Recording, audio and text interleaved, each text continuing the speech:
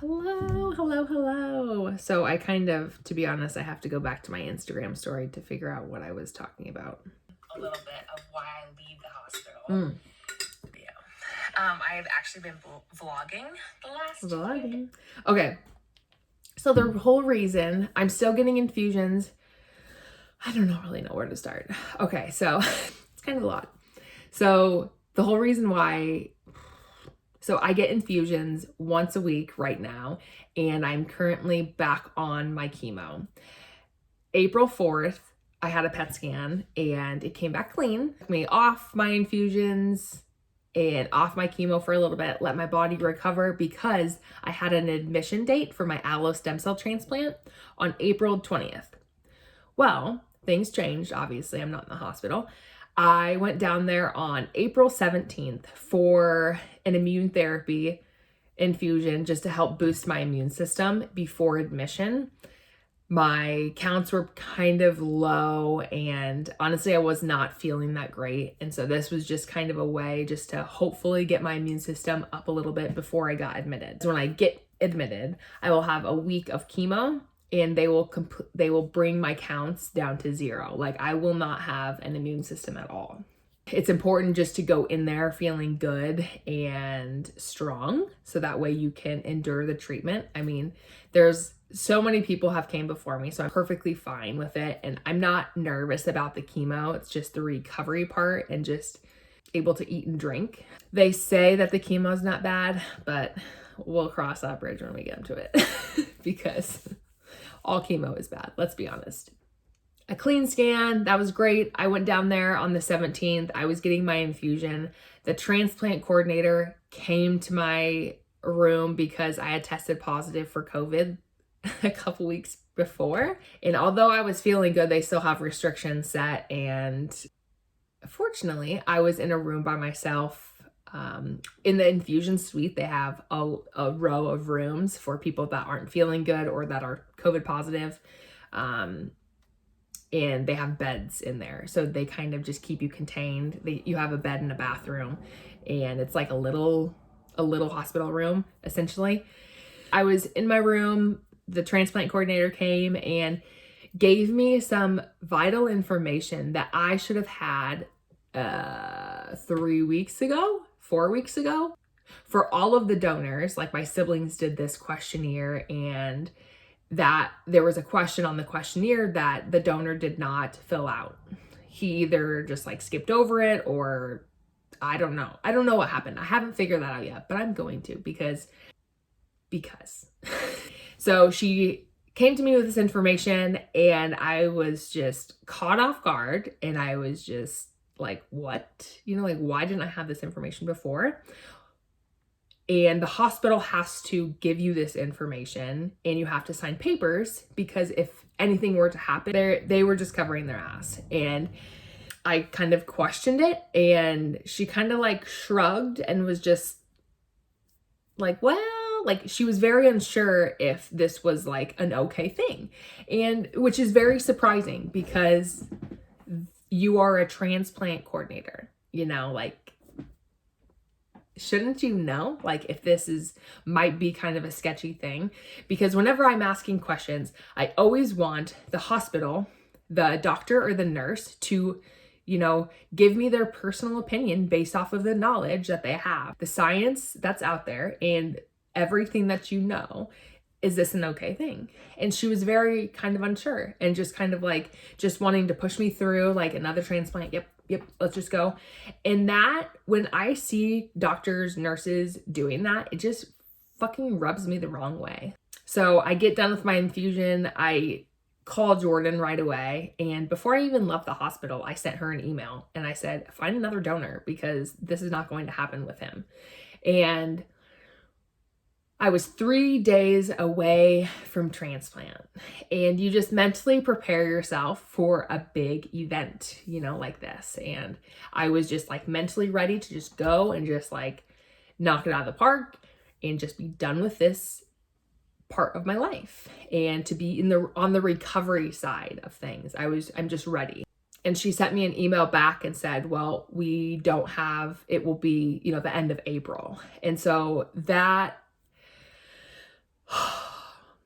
it was just very hard, you know? And it's so important to have someone in your life that is close, like your significant other or like a immediate family member, to be an advocate for you, because I was so ready to just be like, scratch that, let's just continue on with it. You know, like we're 3 days away. Jordan thinks through things logically, and it's so important. He said, no, you're not doing this. In the long run, I know it'll be worth it, but right then and there, I was just like, no, let's just hurry and just do it and just get it done with. And that's obviously not the way you want to look at a stem cell transplant. You know, you want to do things the right way, because this will be the last treatment that I'm going to have. And just overall, just so completely frustrated. And I got an email from her a couple days later saying, nope, it's actually going to be June 3rd. So 4 weeks later. And the first thought that comes to mind is just like, I really hope that the cancer does not come back in between that time. And currently I'm back on my protocol that we were doing before my scan.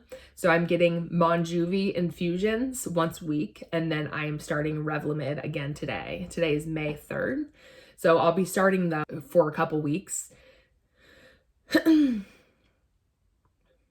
Right now, I won't be doing Revlimid more than 2 weeks because it does drop my counts really low, and we just kind of want to maintain. And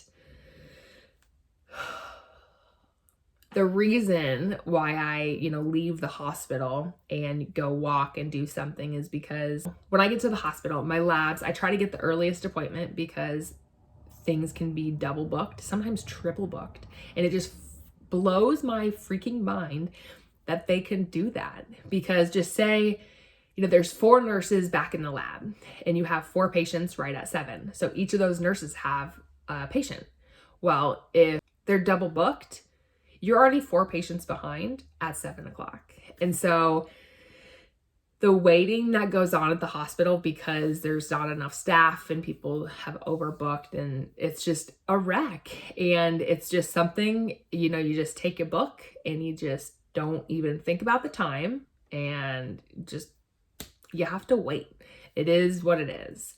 And the nurses can't work fast. Like, they have a process, and it's not the nurse's fault. It's never the nurse's fault in that situation. And a lot of it is just overbooking. And just because they have enough physicians to see everyone doesn't mean that they have enough staff to get those labs done. And I think it is one of the biggest issues that the hospital has right now, because there's just so much waiting. When I go up for labs, I have to be physically in the chair. I can't even be checked in. I have to be in the chair ready for my med before the pharmacy mixes it up. And lately, the Monjuvi has just been taking like an hour and a half to 2 hours before it even gets to my chair. And that's not even before I get called back. So I could be waiting in the waiting room for like an hour and a half maybe before I even get called back to my chair. And it is what it is. As soon as I get to my chair, I check in, I get my pre-meds, and then I just leave. And I give my nurse my phone number.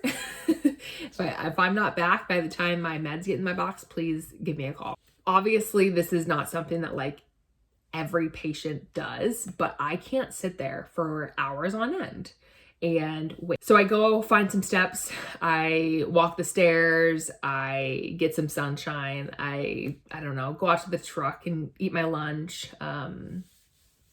I find something to do, because by the time I get to my chair and my meds are there, it's another hour and a half until my infusion's done. Well, 2 hours probably after a rinse and stuff like that. So just the waiting alone that I do at the hospital, and it can seem, my life right now is like, what did my brother say? Like Groundhog Day, like every single day, and it's kind of really what it is right now. And so staying mentally sound and staying mentally focused, I think that was a huge bonus for me to just have this break, because it's not that I like wasn't doing well. I've always been doing well, and it can seem very old, and I'm just so sick of this being my life right now. I'm using this month to gain some weight and get my muscle back and get stronger and just really focus on my overall health. If I would have been admitted on April 20th, I feel like I would have had an extremely hard time with recovery and with the just chemo and just all of that kind of stuff. I'm just using this as a way to get stronger. And thankfully I have. I'm sitting in the morning, I'm sitting around 166. And so that's kind of like where I like to sit. Around 170, I prefer going into treatment, but I still have a couple weeks. I still have a month. A month left. The weather obviously has been helping, the sunshine, just being outside and just, you know, having distractions are great. But yeah, that is why I go out and I leave the hospital, is because there's just so much waiting. As of right now, I'm going to start my chemo today. I'm going tomorrow on May 4th to get another infusion, a Monjuvi infusion. Overall, I don't feel terrible with this protocol. I do start to get pretty fatigued at the end, like after a week of being on chemo, but it's nothing that I can't handle. I usually just have to slow down a little bit more because right now my energy is so great. My sleep has been great. Like on my last video, I said, you know, once I just start doing the little things, everything will just like snowball, and it completely has. It's just, you have to start with just a little bit, and then you get stronger and you get more confident, and it's just with the little things and I just feel like everything has just been snowballing in a good way. So I'm really excited to just kind of ride the wave of feeling good before I start feeling crappy again. You know, being like really obsessed with my daily routine and enjoying the food that I'm eating, and because really all I have really for enjoyment, like food is a huge part of my life, you know, weightlifting and just being outside, and I'm just really enjoying each day. I wanted to put this update at the very beginning, that way the other videos kind of make sense, because I've been recording and I've been vlogging a little bit. So I do kind of mention a few things here or there. And so I just kind of wanted to get this out of the way. That way you know what I'm talking about. I hope you enjoy the rest of the video.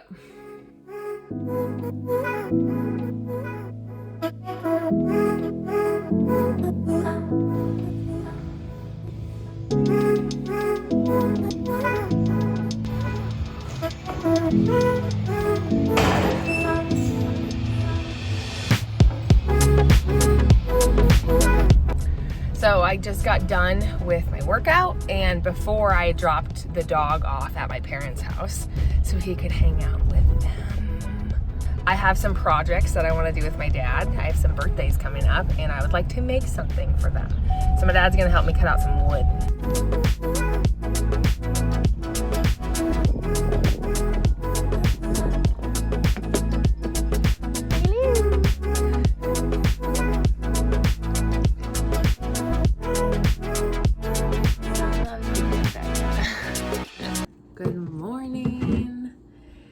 It is Wednesday, April 26th.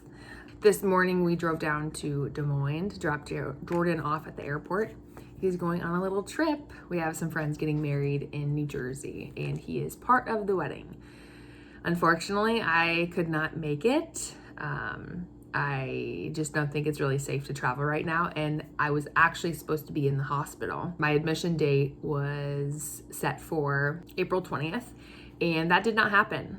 I'm gonna eat my breakfast. We just got back from a great walk. It's been pretty chilly in the morning, like 32 degrees.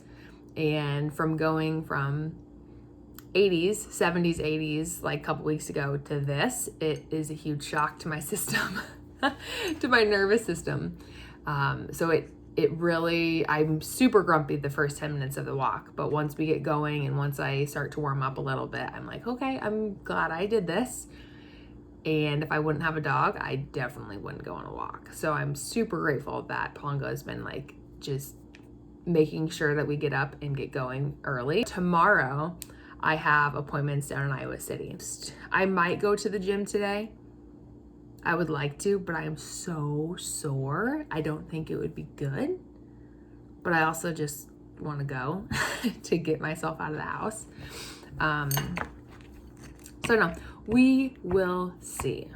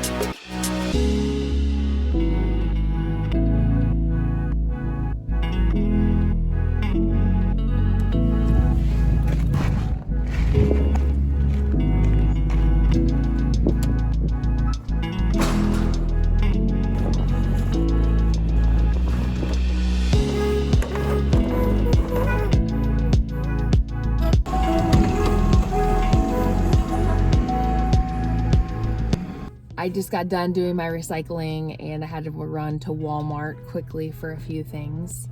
But I just heard from my nurse. She emailed me, and my transplant is even pushed back even more than it already was. So that's very frustrating. I was hoping to get admitted May 20th, and now it's pushed back to June 3rd. So frustrating. I'll go into detail about that more, but so annoyed. So annoyed.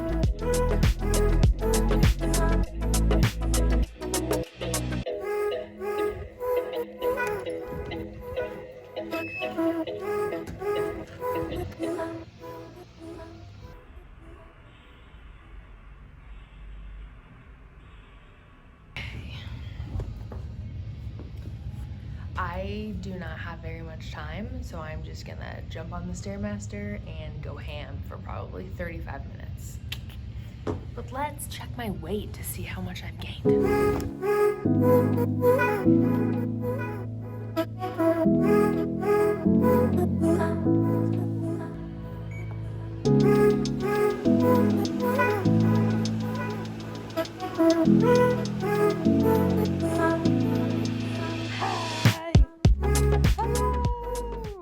Good afternoon. So I just got back from the gym. As you can see, I'm a little red still. My eyes, ever since my sunburn back in November, my eyes get so red and dark, and I think they're just like permanently like burned. Not permanently burned, but like my skin damage. That sunburn really damaged my skin, unfortunately. But I'm just whipping up some lunch. I have a lot of things going, and so I'll show it after the fact, but I've been having some apple cider vinegar before my meals, and that has really been helping my digestion. The last few weeks, my digestion has just been so off, and it's been really hard to figure out what my stomach likes right now. So I've been eating a lot of vegetables and a lot of fermented foods because that seems to be the key, and I feel so much better when I utilize those. Kombucha is probably my go-to, but I do like kefir and yogurt as well, but kombucha is the goat.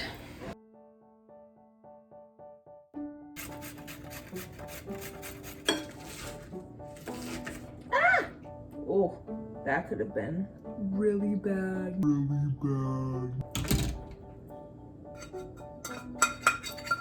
I've been weighing out my food for quite a while, and so I can pretty much gauge how much about 4 to 5 ounces is, and so I was just shy of 5 ounces. All right, this is usually my typical lunch. I'll have a huge salad with some rice or potatoes after my workout. And then this is what I usually have for breakfast. I'm just kind of combining the two because I didn't have this morning and I still am wanting eggs. So I'm gonna have them both. I have my fat, my carbs, my protein, and vegetables. So that's usually how I put together my meals. Very simple. So it is around 9 and Pongo and I are on our way to see Jordan's parents. They usually watch Pongo when I'm at the hospital on hospital days, like full days. They have a black lab that Pongo absolutely adores. It's like his big brother, Dozer. So I'm just gonna end up spending the night tonight because it just saves me some time on the road. My appointments in Iowa City tomorrow are, I don't know, I think I have labs at 7 o'clock and then 8:30 doctor time. So I have to leave around 4:30. I also drove Jordan's truck and I do not like driving his truck to Iowa City by myself because of the parking garage. And when I told him that, he said, well, that's why we have insurance. I don't trust people, and people are terrible parkers and drivers in the parking garage.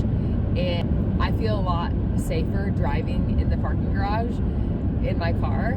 But then the 2-hour drive, 2.5-hour drive to Iowa City is not very comfortable. So since he's gone, I'm just going to take his truck and, we're just going to pray that there are no stupid people tomorrow in the parking garage. We're going to see Dozer?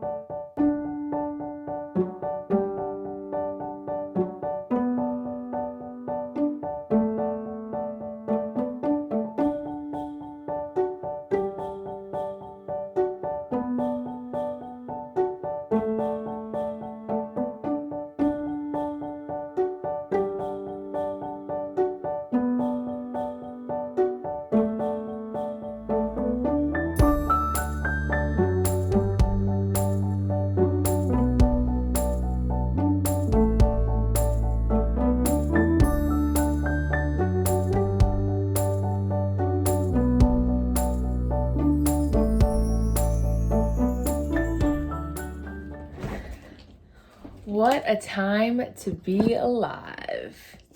Chemo sent right to your front door.